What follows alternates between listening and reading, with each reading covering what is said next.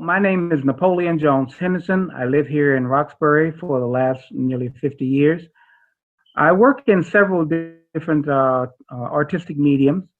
One is textile weaving, another is silkscreen printing, and one that I spend quite a bit of energy toward doing public artworks in, which is enamel on copper, which is executed in a visual format that would resemble stained glass windows. Enamel is actually fused melted glass that is adhered to a metal surface: silver, bronze, steel, copper, and any number of other metals. I use copper for the most part. They are on average 28 feet or 29 feet across in width and high as 9 feet.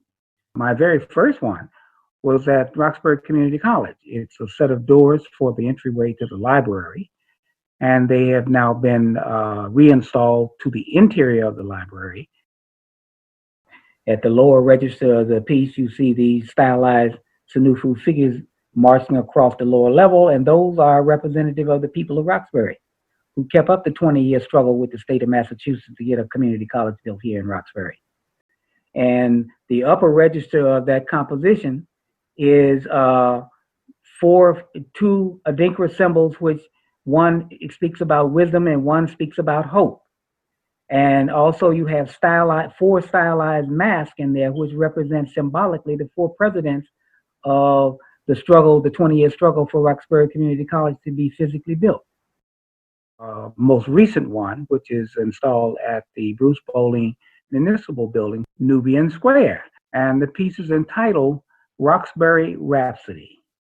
And as we as a people live our lives, we definitely, in relationship of one to the other, create a visual, a auditory, and a spiritual rhapsody that sustains us. And all of my works do speak in terms of historical aspects of our history, and really a suggestion to, if not directive on my part, of where we might want to go or be in the future. The piece, Ain't Nobody Nothing Without God, that's the first vignette of Duke Ellington's suite of sacred music. And I have for, I would say easily the last 20 or better years, I've been working on executing an enamel on copper piece in the stained glass profile of one of Duke Ellington's vignettes out of that entire suite. I hope to really execute the entire suite because who better among many than Duke Ellington's sacred suite to be translated into a work of visual art. That piece represents the essence of Black life, is that we all know that nobody ain't nothing without God. And so if you ain't got God, then you don't have anything. And that piece is where I started. The procession of the ancients in Providence at the convention center is a very interesting piece. It's a piece that was going into a convention center, and we know convention centers are, I would say, a modern day manifestation of the marketplace. People come from all over to share goods, services, all kinds of things. So it's a place of congregation with people bringing their stuff. That location where the convention center is built in Providence, before they closed off the other side of the river that runs through Providence, the center of the city, was an island. And that was the island in which all the native people would periodically come and have a marketplace where they would all bring their wares and foods and all kinds of things, and where they exchange and barter. And so it was very much a convention center. It was a place where goods and services and people came together to exchange.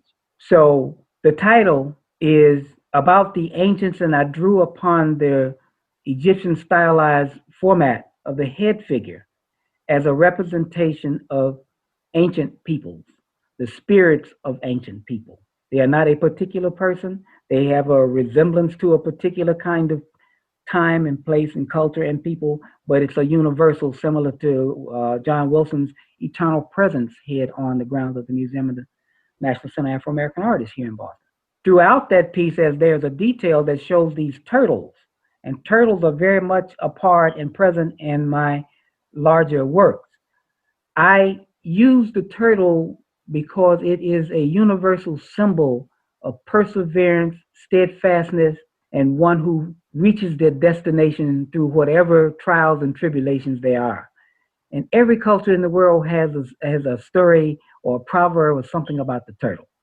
As I was installing the piece, a father and his son came through the convention center as I was working on it, and the little child was just excited about the piece, and he really got very excited about the turtles, and he asked me about the turtles, and I told him pretty much what I told you, and the father shared with me. He said, "Well, you do know that before they filled in the street, and this was an island, the native people here called this Turtle Island." So again, I tell people my work drives me, and the spirit of the people or peoples are the things that push forward the creative piece that comes out in the end.